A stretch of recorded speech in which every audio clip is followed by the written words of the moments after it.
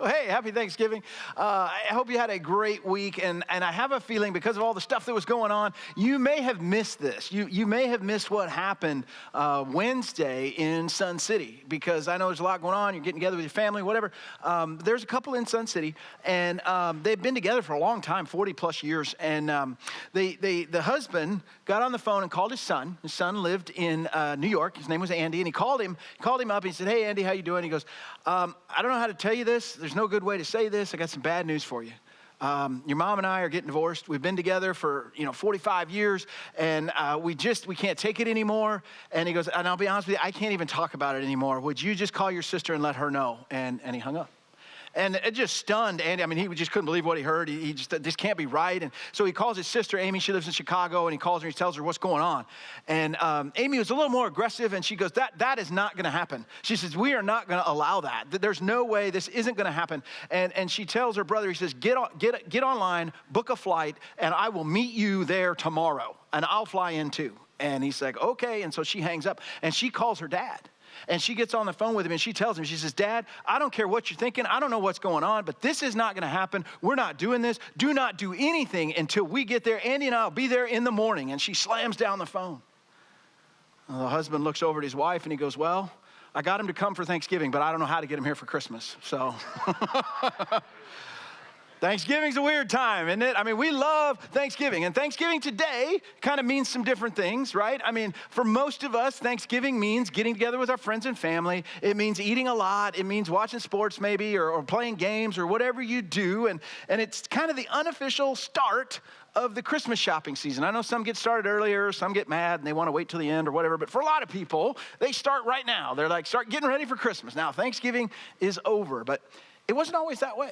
You see, Thanksgiving originally, George Washington was the one that said, hey, Thanksgiving is a solemn day. He just kind of made that declaration as president. And then later, Abraham Lincoln came along, and he actually made it a national holiday. It was right in the middle of the Civil War. And he said, Thanksgiving is a day for prayer and for giving thanks. And so we want to make it a national holiday. And of course, if you remember all the way back to like probably 4th or 5th grade history, they taught you about the Pilgrims and the Mayflower group and all that. And they landed in the United States in the New England area and had a really hard first year. A lot of people died, disease, and then they couldn't get food. And it was just really hard first year. But at the end of the harvest, at the end of, closing in on the end of that second year, after their first winter, they said, hey, we are going to celebrate what God has done. And the Pilgrims, they weren't perfect people. They made mistakes. They did all kinds of stuff. But they were people of faith. And they believed that what they had was because God gave it to them. And so they were thankful. They were thankful for the corn that they had to eat, but there was something else. And as a matter of fact, if you go back and read some of the actual writings that people that lived in that time, what they wrote about, they described it this way, and it was a very interesting word. They called it the presence. And not packages like presents that you open, but presence like in person. And they were thankful for God's presence. That was a huge idea to them. So yes, we're thankful that we have food to eat and that we haven't died. I mean, those are good things. But we're also thankful for the presence of God. So they were thankful when they had plenty. They were also thankful when they faced adversity. They were thankful to God no matter what. Well, we know about Thanksgiving. We know about the idea of giving thanks. And to be honest with you, socially, it's good manners to have gratitude and to be nice to people and try to say please and thank you and all of that. But we probably, if we're honest, and maybe not you, but maybe somebody you know, has a little bit of what I would call a Thanksgiving problem. Like, it's just hard to get there, right? For some people, this is a very small percentage. So this is probably not you. It's probably not anybody you know, but you've probably run into somebody like this. They have a problem when it comes to saying thank you because in their mind, everything they have is because of what they've done. Right? Like they earned it all. They did all the work. They're the ones that brought whatever they have, and they're the ones that have kept everything together. And so the reason that they have a little bit of trouble being thankful is because they see themselves as the source of everything, right? Most of us, most people will at least give a nod, right? They'll give a nod to God or to other people or to things and say, well, my life wouldn't be like this if it weren't for something or someone or whatever has kind of helped me along. But we still have a little bit of a Thanksgiving problem, and here's why. We can't do two things at once. It's actually really, really hard for us to multitask. And so the reason that we don't necessarily excel at giving thanks is because we're so often distracted by something else. And that something else is what I like to call holding on. See, for so many of us, we are busy holding on. And because we're holding on so tight, we can't stop and give thanks. We're holding on to our money. We're holding on to our job. We're holding on to our rights. We're holding on to our agenda. We are holding on to our view of the future. We are holding on to our opinions and our preferences. And we are going to hold on no matter what. And holding on eventually makes us tired, kind of wears us out. And it muddies our heart because we see everything through a lens as a threat. Like I have to hold on to because everybody's trying to take from me and I've got to hold on to my stuff. And beyond that, beyond making us tired and muddying our heart, it almost makes it impossible for us to give thanks. Now, maybe that's not you, and I hope it's not. But the truth is there's a lot of folks that's a description. That they have a hard time being thankful because they are holding on so desperately to something that they feel is either being threatened or that is actually even being taken away from them. But I can't be thankful because I'm so focused on holding on. And as I said, it makes you tired and it gets frustrating. And it muddies your heart, and you just don't see people and things the right way anymore because you're so committed to holding on. But yet, giving thanks is something that's gone on forever. It goes way back before Abraham Lincoln or George Washington or the Pilgrims or anything else. As a matter of fact, it is one of the most ancient practices. As long as there's been people, there's been thanks and thanksgiving. Now, maybe not the way you experience it, but there has been this idea, this understanding that we need to be thankful. That gratitude needs to be part of our life. And if you've got a Bible or you want to follow along today, we're in Psalm 95, and it'll be there in the app for you as well. And Psalm 95 is a poem. It's about 3,000 years old, but what's amazing about it to me is how it speaks to you and I today. And it starts off really, really general. It starts off, this applies to everybody, and by the time we get to the end of it, it comes down to, wow, this is speaking directly to me today.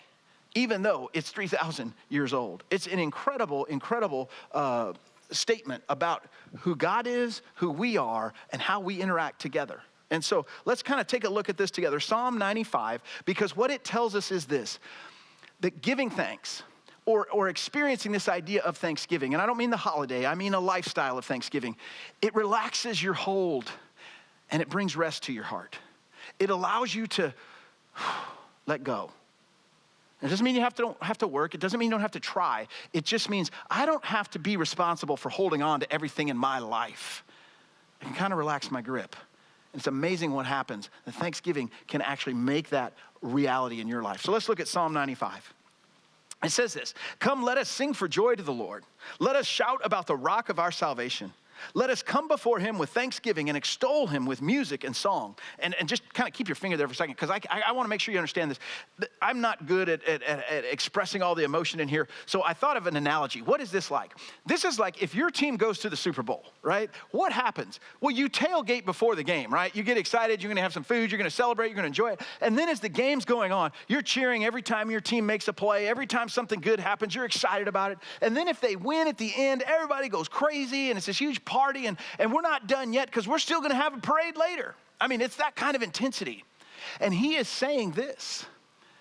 When you give thanks to God, you should have that same kind of intensity. You should have that same kind of energy. This is not for walking in kind of apathetic, disinterested, and I'm here because I'm supposed to be, or I don't even know why I'm here. I'm just kind of making it happen, right? Because I'm supposed to. He's saying that authentic thanksgiving doesn't look like that. It looks more like your team just won the Super Bowl. And that's easy for him to say, let's be honest. He can say that. Why? Why should I get that invested? Why should I get that committed? Why should I get that over the top about something? What there's got to be a reason. And that's the brilliance of this poem.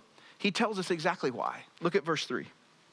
He says, "For the Lord is the great God, the great King above all gods.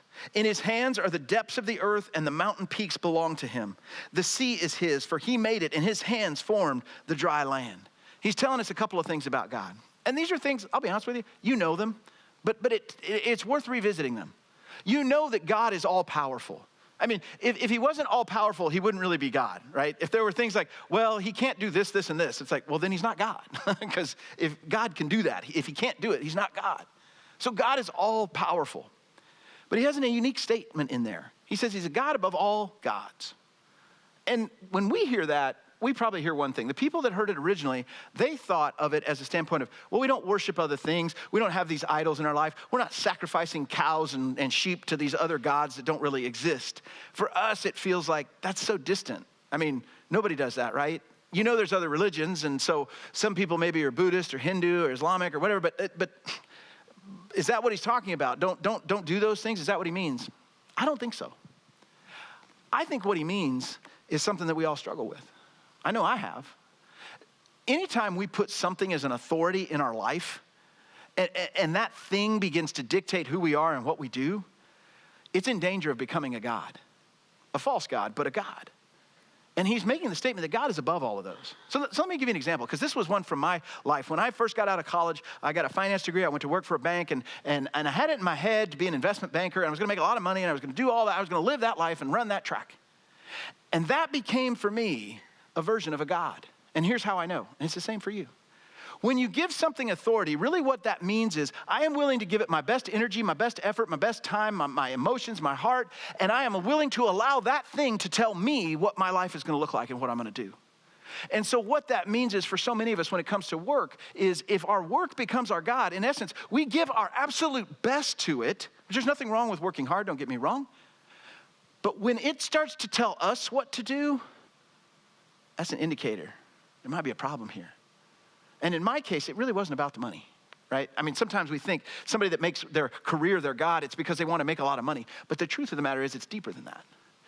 It's about the validation that we get for doing good work. It's about the promotions and the money and the power and the influence and feeling like we're on top of our field. A lot of times the reason we would make our career our God is because we want the validation that comes from that. But it's not just there. It can happen anywhere. It can happen with something you might think is silly, but other people think is really important. Celebrities and social media influencers. That they start to dictate to me what I buy and where I go and what I do and how I dress and the things I think are important. And catch this, how I think and what I value is now tied to what somebody famous says is important. I've given them authority in my life. And it could be 100 other things. It could be your job. It could be a famous person, but it could also just as easily be science or your kids or sex and sexuality. It could be any of those things that you say, this has become an authority in my life and it tells me what to do. Here's why this is so dangerous. And here's why you can be so thankful that God is different than all these other gods. You see, the false God, the other gods, the things that you give authority in your life besides God, it always ends the same way. It leaves you empty, and it leaves you when you're empty. It takes the very best that you have. It takes your money, it takes your time, it takes your attention, it takes your emotional investment, it takes all of that. And then when it empties you out completely, it leaves you empty. And God never does that.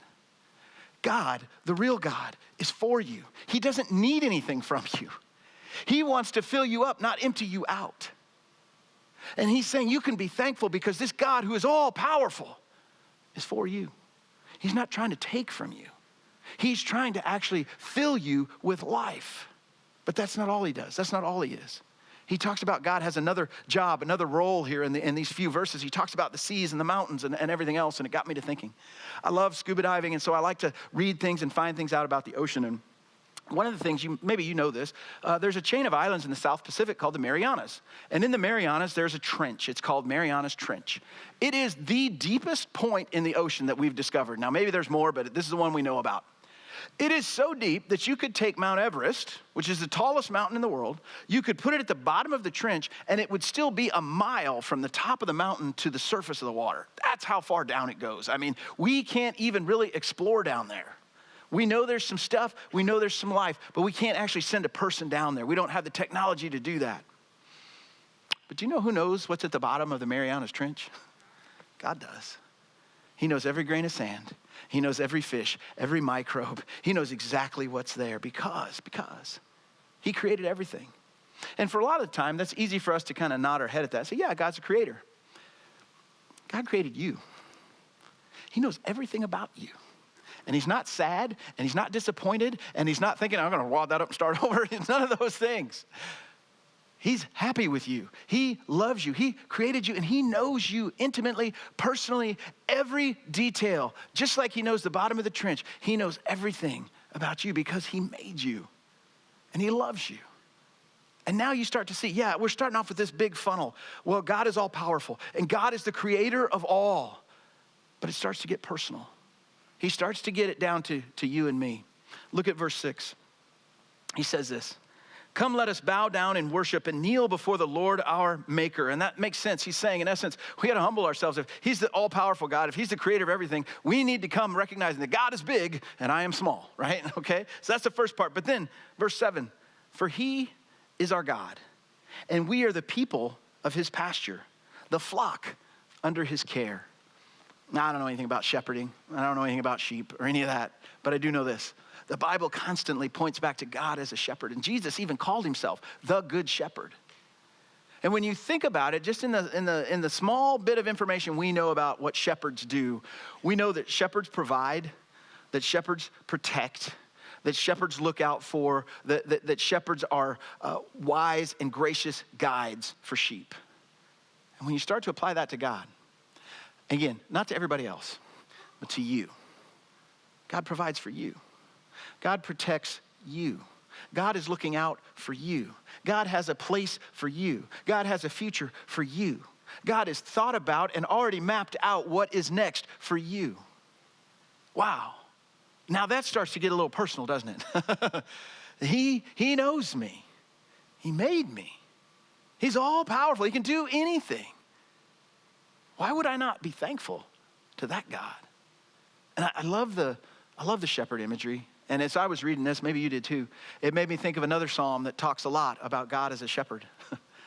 And even if you don't go to church, even if you haven't been around church much, you've probably heard it, or you've at least heard pieces of the 23rd Psalm. And so I want to do something with you this morning. I want to read it with you. And we're going to read it slowly, and we're going to read it out loud. But here's what I want you to do while we're reading it. I want you to simply relax and think about the times that God has been a shepherd to you, that he has cared for you, that he has pulled you in close before, that he has been constant.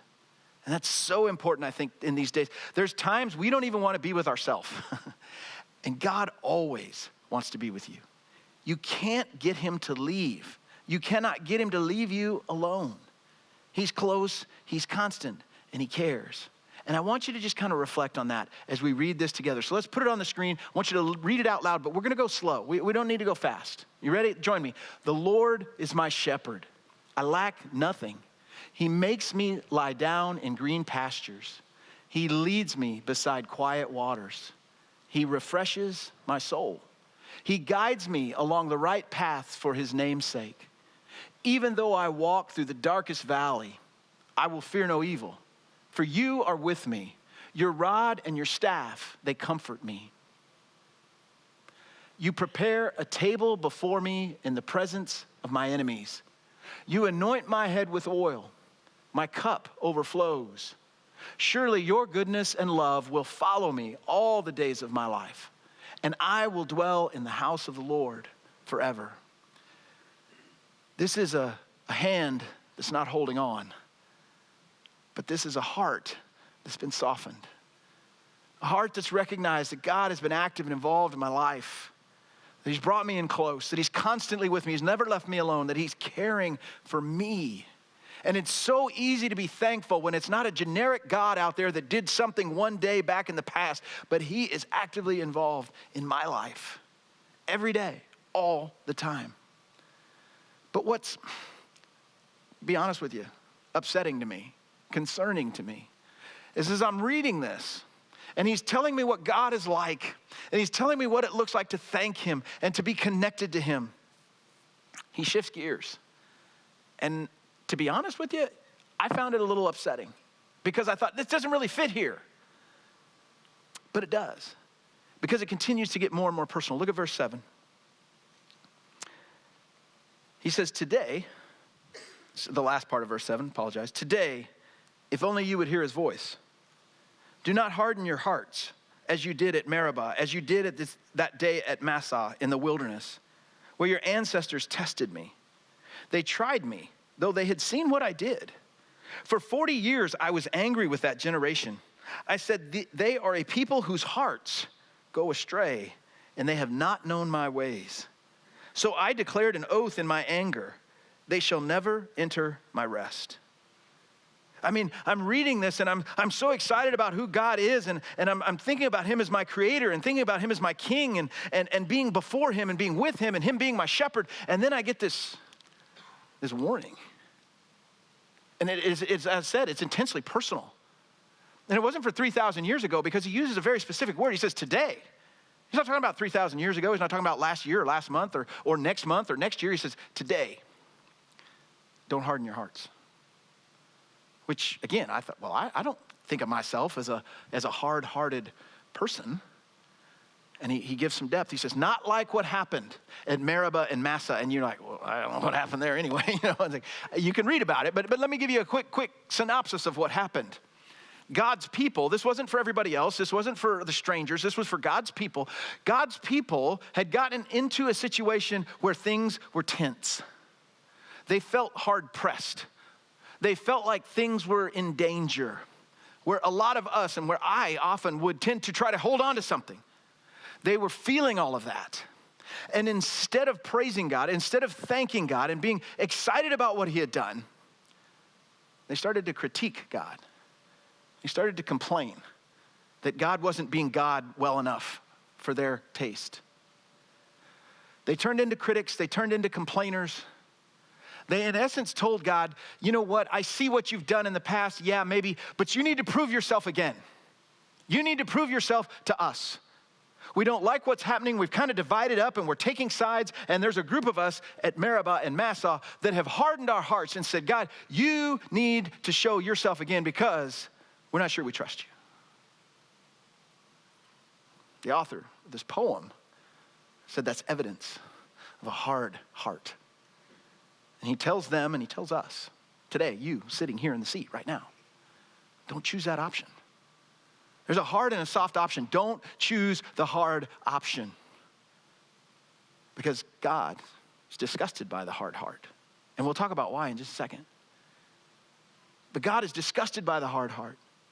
And he's imploring you, because of who God is, because of what God's done, choose to have a soft heart. A heart that is willing to say thanks. A heart that has an authentic gratitude to it.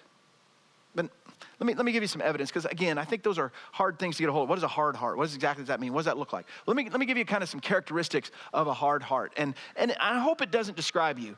But if you're like me, you see yourself in it, at least at some point. A hard heart is a heart that ignores God's gift in the past. It looks back and it says, pretty much what I have and what I've done and what I've gotten in my life is what I've done. I don't really see God's activity. I'm not really willing to give God credit for much of it. I did the work. I studied at school. I was on the practice field. I made the money. Whatever it is, I did it. Kind of ignoring that God maybe had any role in it. It was really more about me. That's an indication that your heart's getting hard. The second part of a hard heart is a heart that misses God's rest in the present. It misses God's rest. And it goes back to exactly what we talked about. I am so busy holding on. I am so busy grasping to make sure I don't lose the stuff that I think is so important and so valuable that I don't have time to be thankful. And I also miss the rest that God has for me right now, because I'm trying so desperately to hold on to make sure that nobody takes anything from me. I got to hold on. I can't rest and hold on at the same time. It's a hard heart that's grasping and trying to hold on to everything. The third thing that really flows out of those first two, it makes total sense. If I'm ignoring what God's done in the past, and if I'm so busy just trying to grasp and hold on to what I have right now, I am choosing a future filled with frustration. That's what's coming. When my heart is hard, I know that my future is just going to continue to be frustrating. When I don't have any gratitude, when I don't see God's activity in my life, when I am relying only on me and I'm trying to hold on to everything to make sure I don't lose it, I have set myself up for a future that can be nothing but frustrating, because I am relying on the wrong things. And that's a hard heart. And like I said, I hope that doesn't describe you, but if you're like me, you see sometimes you've felt that way. Sometimes you've acted that way. And those are warning signs that you are choosing today to have a hard heart. But a soft heart is so different. It's so dramatically different. See, a soft heart, it celebrates God's gifts from the past. It is easy to look back on your life, and while not everything was perfect and not everything has gone your way, it is easy to point and say, I see where God did this. I see where God protected me here. I see where God blessed me with something I didn't deserve. I see where God gave me forgiveness. I see where God gave me victory over that thing in my life. I see God's hand all over my past. His hand's all over my life. And I celebrate that. Because where would I be if he wasn't and if he didn't? That's a soft heart. But a soft heart enjoys God's rest in the present as well, just like we talked about. Yes, hard things happen. Relationships don't always go the right way. Bosses don't always treat you fairly. Friends don't always act like friends. And sometimes family does things that just kind of blows your mind. But underneath all of it, there's rest. Doesn't mean you don't care. Doesn't mean it's not difficult. It means that I don't have to hold on because God is holding me. And that's a whole different perspective. I can rest in that. I don't have to like what's happening, but I can rest in what God is doing. That's a soft heart. And again, just like the hard heart, it builds. If I'm celebrating what God's done and I'm enjoying God's rest in the present, then I'm also choosing a future that's full of real life. Again, there are going to be hardships. Of course there are. But there's going to be real life, not frustration. And that's his encouragement that today, you, not the people 3,000 years ago, not those people, not those people, not this people, not all the people in the room, you get to choose. Do I want to have a hard heart or a soft heart? And he's telling us the direction, the goal, the way you get that soft heart is living with gratitude. And I'll be honest with you, it's a discipline. It's something that has to be put into your life because most of us are so easily distracted and we got so many things going on that it is hard to be thankful if I'm not focused on it. If I don't have a way to make it happen in my life, I tend to just let it go and I find myself over and over trying to hold on instead of simply being thankful. Let me tell you what happens to you. You might think, well, why do I have to be so thankful anyway? I mean, let's just kind of take the skeptic's approach for a moment. Is God that needy? Is that an ego thing? Like, if you don't thank me enough, I feel bad about myself and I'm going to stop godding since you haven't been thankful enough. I'm not going to create anymore. I'm not going to be powerful anymore. I'm not going to hold things together because you haven't thanked me enough, so I'm going to quit. No, it's not an ego thing. Is he kind of just a drama queen, right? It's like, I've done the minimum and nobody thanked me, so, I'm out. No. You know why God wants you to be thankful? Because it helps you. It changes you. Being thankful has an impact on who you are. And it changes how you see God. It changes how you see other people. And as we just said, it changes the way you experience life. That's why God wants you to be thankful. It's like I just said, God is for you. He's not trying to take things from you. He is behind you and he wants you to live the life he created you to live. Being thankful is one of the things, one of the practices that helps you do that. Let me give you a couple things that happen when you're thankful. One, you get better context. I don't know about you, but sometimes, especially lately, it's easy to look around and see what's happening and just kind of scratch your head. How do we get here? What's going on? Why are things the way they are? The more thankful I am, the more I see God's activity around me. The more I see what God is doing. Jesus was actually very adamant about this. He said the kingdom of God is active, it's alive, it's growing. It starts off small and it ends up huge. It's not that God's not doing anything. Sometimes we just don't see what he's doing. And one of the ways we unlock that, one of the ways we get a better handle on what God's doing in your life is by being thankful. You start to see where he's active, what he's doing, because he's acting all around you. And here's the really cool part about it. The more thankful you are, the more you see what he's doing. And the more you see what he's doing, the more he invites you to join him in what he is doing. And you get to be a part of it. So you get better context. There's another thing that happens when you're thankful. You develop better connections. You develop better connections when you're thankful. Because here's what happens when you're thankful. You have to humble yourself. You do. You have to humble yourself and recognize that other people and the things they're doing and the things God is doing makes an impact on your life in a positive way. And it's not all about you. It humbles you to be thankful. And I don't mean to pick on anybody, but that's one of the things we learn as we mature, right? As little kids and teenagers and young adults, we learn over time that being thankful is important, not just because it's good manners, but because of what happens to me when I appreciate other people and what it does to the relationship when I am thankful to someone else. It changes that, and I see God at work, and it turns me from being a critic to being compassionate. It turns me from competing with everybody to trying to connect with everybody. And those are two very different lifestyles. And here's an easy relationship hack. You may look around, you guys just had Thanksgiving. Some of you got together with your family who you love, and some of you got together with your family who you'd love to be somebody else's family, right? And here's a little hack. If you'll be thankful, authentically thankful, you will improve every relationship in your life. every relationship in your life. No matter where it's at, no matter what's going on, no matter what the situation is, if you will authentically be thankful with that other person, I guarantee you it will improve the relationship. Because think about it from the other side. There's probably somebody in your life that's a very genuinely gracious person that has a lot of gratitude and thanks. Don't you like being around them? Don't you feel like that's the kind of person I like to hang with? That's the kind of person I like to spend time with? That's the person I want to have coffee with or go to lunch with or work with? Well, of course. So the same is true for you. When you become the person that is authentically thankful, it improves all of your relationships. Your connections get better. And you also have better courage. You have better courage. There are times when we're cruising along and we're doing life. And we're working and our kids are busy and stuff's happening and everything's going well and it's smooth and we're just busy. There are also times when we might lose our job. When the doctor gives us a report we don't want to hear. When the world around us changes. When what we thought was going to be the case now and all these years into the future is suddenly blown apart. And it's easy to get afraid. It's easy to be scared. Thankfulness actually gives you courage. Because what you're doing, and God does this all through the Old Testament, he keeps calling his people back. Do you remember when I did this? Do you remember when I did that? Why? Because it builds your faith. You see that God has come through for me in the past over and over and over. That God is with me right now, and I have peace because of that. I can trust that. And no matter what happens in the future, no matter how out of control it looks, no matter what changes in my government, no matter what changes in my community around me, no matter what changes at work, or what changes in my family, he's going to be there. And that gives me courage. I don't necessarily like it, but I don't have to be afraid of it either. So all these things happen when we give thanks. And if you're listening today, and I hope you've been hanging with me, you think, okay, all this makes sense. We started out big and we got personal about me and I need to be a gracious person, a thankful person. And I want to be that, but I'm not always sure how. I'm not always sure what to do. I'm going to give you 3 questions that can be a prompt for you. And we're actually going to pray through these together in just a moment. But 3 simple questions that if you will take the time to ask yourself these questions and answer them, you will find your heart getting softer and softer and releasing that grip. And you'll start changing who you are. So the first question is a very simple one. What amazes you about God?